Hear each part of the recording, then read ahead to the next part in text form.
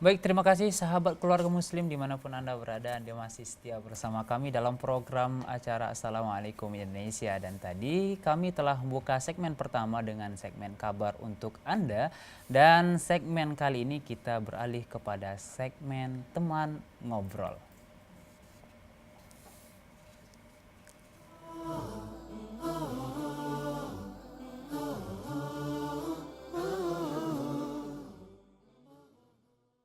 Ya, baik sahabat keluarga muslim dimanapun Anda berada, teman ngobrol kita kali ini adalah bukan orang sembarang orang ya. Tokoh inspiratif kita kali ini adalah seorang kepala BNN Binjai ya.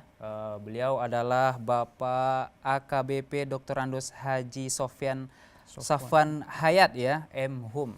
Dan juga beliau sahabat keluarga muslim beliau adalah keturunan Arab, Masya Allah. Salah satu keturunan dari ulama besar Sumatera Utara. Wah, pasti penasaran ya siapa tokoh kita kali ini. Kita langsung saja panggil Bapak Sofyan, silakan. Assalamualaikum. Waalaikumsalam warahmatullahi wabarakatuh. Pak, sehat ya Pak? Khair. Silakan Pak. Khair ya. Khair. Masya Allah. Katanya keturunan Arab ya Pak ya? Betul. Masya Allah. Memang dari wajahnya memang nampak Arab. Alhamdulillah. Ya, apa kabar Pak Sofwan?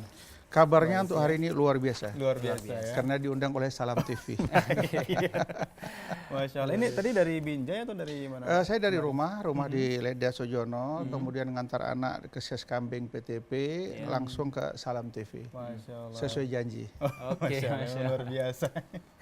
Iya, Baik. kita sekarang Pak di teman ngobrol nih. Iya. Kita pasti akan ngobrol-ngobrol karena tema kita kali ini adalah tokoh inspiratif Pak. Alhamdulillah. Dan mudah-mudahan Bapak bisa menginspirasi sahabat keluarga muslim di Amin. rumah. Pastinya Alhamdulillah. ya, Insya Allah.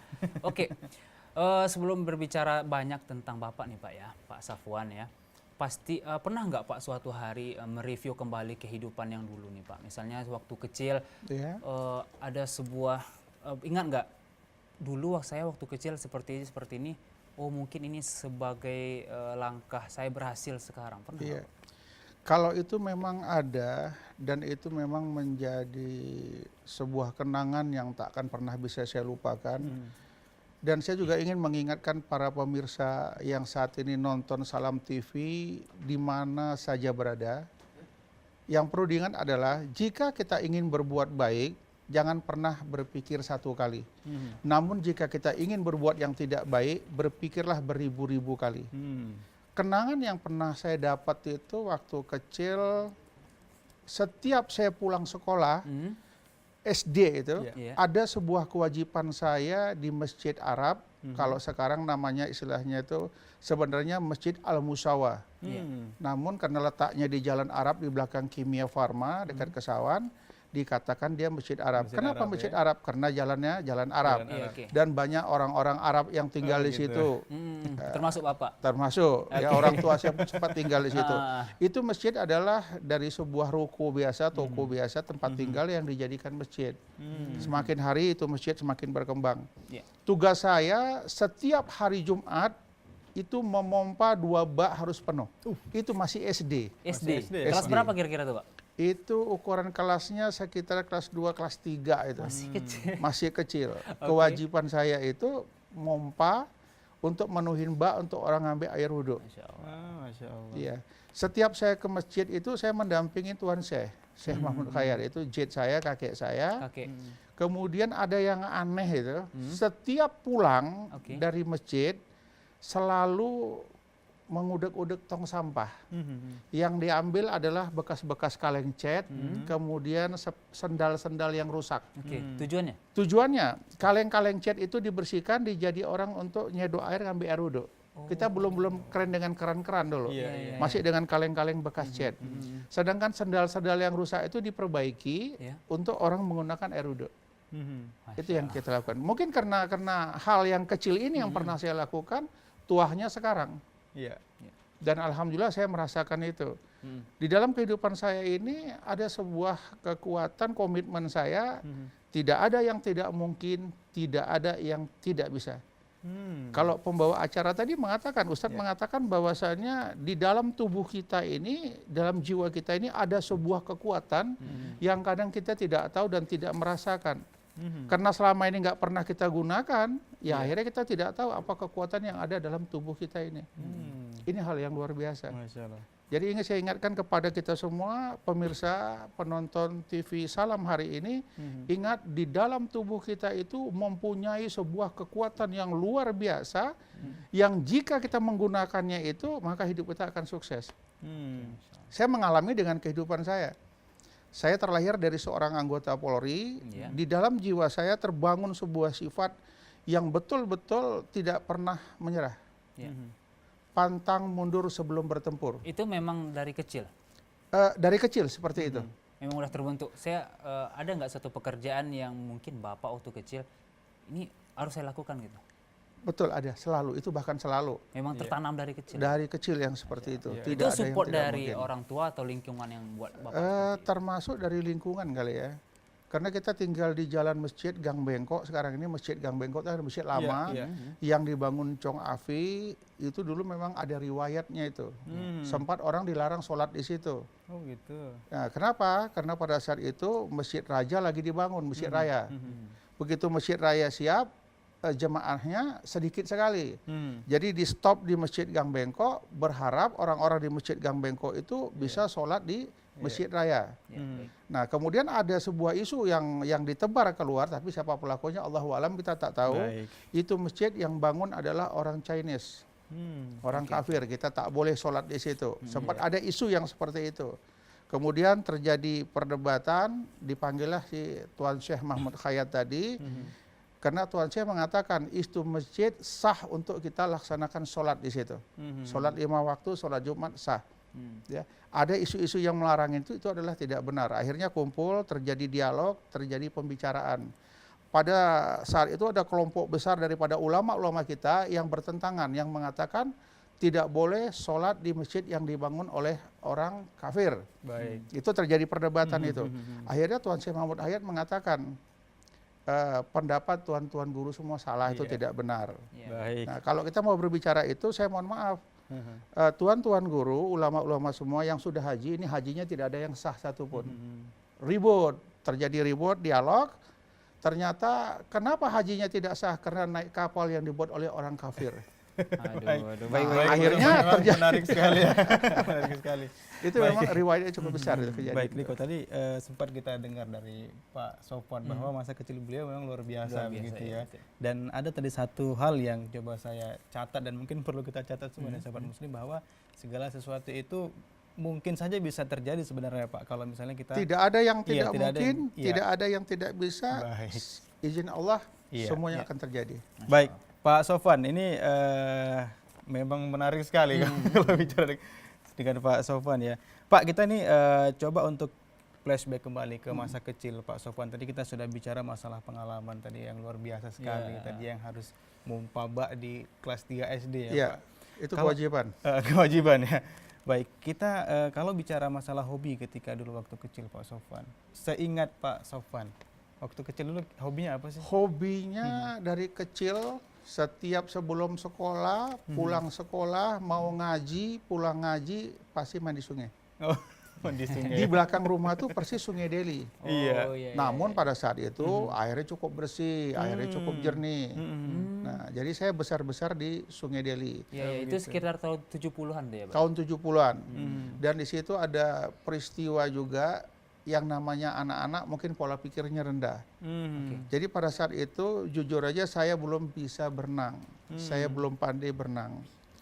Dulu itu ada yang namanya kalau ban itu dililit oleh plastik. Diputar-putar pakai plastik. Tujuannya apa nggak tahu. Apakah ban itu supaya terjaga atau gimana. Kemudian lilikan plastik itu saya kumpulkan. Bundel kecil, saya lilit di kaki saya di pinggir sungai. Saya lilit sampai ke badan semua. Ya. Yang dasar anak kecil yang pikirnya belum tahu apa-apa, saya rebahkan diri saya ke sungai. Bisa dibayangkan nggak, dalam keadaan badan terlilit, saya terbenam ke sungai. Jadi yang menyelamatkan nyawa saya cuma Allah. Karena Masya tak Allah. banyak orang di situ. Dikira orang saya main sulap, saya hebat. Yang namanya terlilit, ketat, dijatuhkan diri ke dalam air sungai, ya kita kelelep, tenggelam. Tapi Allah sayang sama kita. Terbuka lilitan itu, disitulah saya bisa terselamatkan, dan sejak itulah saya pandai berenang. Sempat berapa lama itu Pak? Kelilit di Ya airnya? hanya hitungan detik lah itu. Oh, Itu hanya gitu. hitungan detik. Tapi kan ini bukan sebuah pekerjaan. Kalau Iya. kita pikir dengan akal sehat, ini sama dengan bunuh diri ini. Tapi itulah yang terjadi. Biasa ya anak Baik. kecil seperti Iya. itu ya, Pak ya, Masya Allah. Banyak kali Bang, pengalaman Bapak ya. Oke Pak, bicara masalah masa kecil Pak, Iya, pasti ada orang tua. betul. Betul, kemudian orang tua. Saya pengen tahu, mungkin sahabat keluarga muslim juga pengen tahu, didikan orang tua waktu masih kecil. Keras atau bagaimana? Pada saat itu saya kecil-kecil, saya masih satu rumah dengan Tuan Syekh Mahmud Hayat. Itu kakek. Ada kakek. Didikan itu sampai sekarang terbawa oleh saya. Ya. Jam 6 sore sebelum maghrib, Ya. kami semuanya sudah harus ada di rumah. Itulah pendidikan yang saya alami.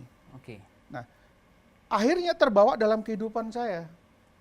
Setiap hari anak-anak saya itu sebelum maghrib, jam 6, itu wajib sudah berada di rumah. Setiap hari. Kalau jika seandainya anak-anak pada saat azan Allahu Akbar, ini belum masuk pintu, Iya. insya Allah sarapannya tali pinggang semua. Itu waktu kecil Bapak?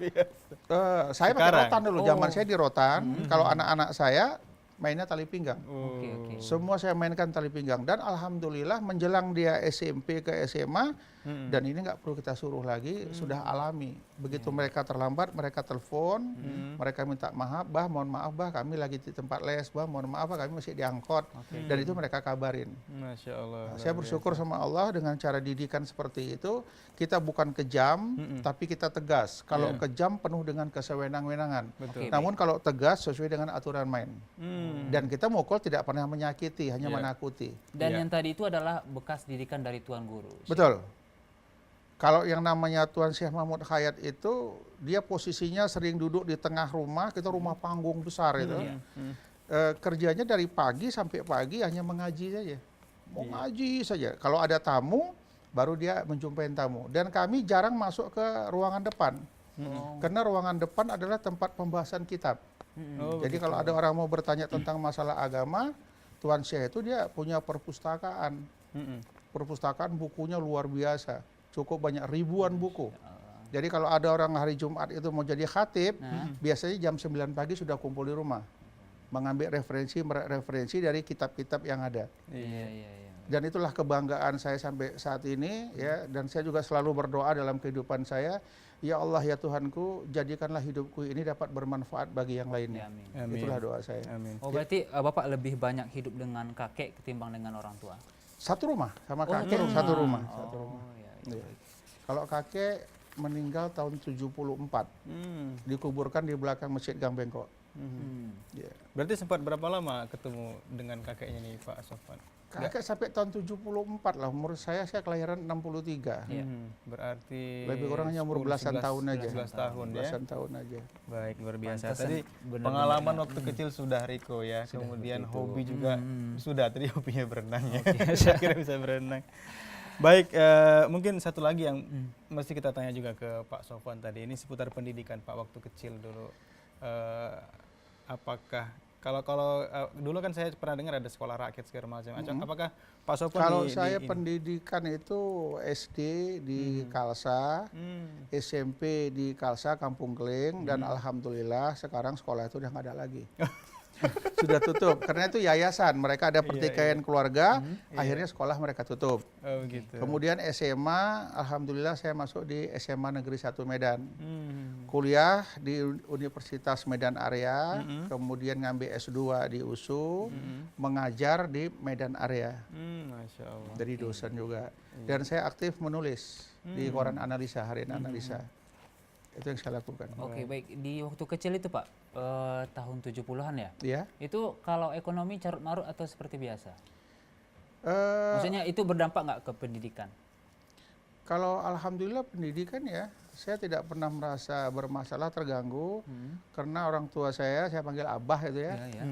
Beliau adalah seorang kerjanya tukang jual beli barang, mesin ketik, sepeda, brankas dan lain sebagainya. Komputer belum ada, Oke. masih mesin ketik, Masih mesin ketik hitung, ya? mesin kera. Jadi di rumah itu sering banyak orang datang menawarkan jual beli barang. Kadang-kadang nanti ada panggilan dari kantor untuk menservis mesin ketik. Iya. Karena Bapak mungkin pengalaman tentang mesin ketik yang nggak ada, Ya. dia memanfaatkan teman-temannya. Oh gitu. Jadi orang-orang yang mau memperbaiki menservis mesin itu dibawa ke rumah, nanti ada pegawai yang mengerjakan itu. Dari situlah kehidupan kita. Ya, Masya oke, Allah, baik luar sahabat biasa keluarga sekali muslim ya. dimanapun Anda berada. Menarik sekali ya perbincangan kita dengan Pak Sofwan Hayat ya. Dan jangan kemana-mana sahabat keluarga muslim, masih banyak lagi yang akan kita korek dari pengalaman pribadi Pak Sofwan yang akan menginspirasi kita semua insya Allah. Tapi setelah yang berikut ini jangan kemana-mana.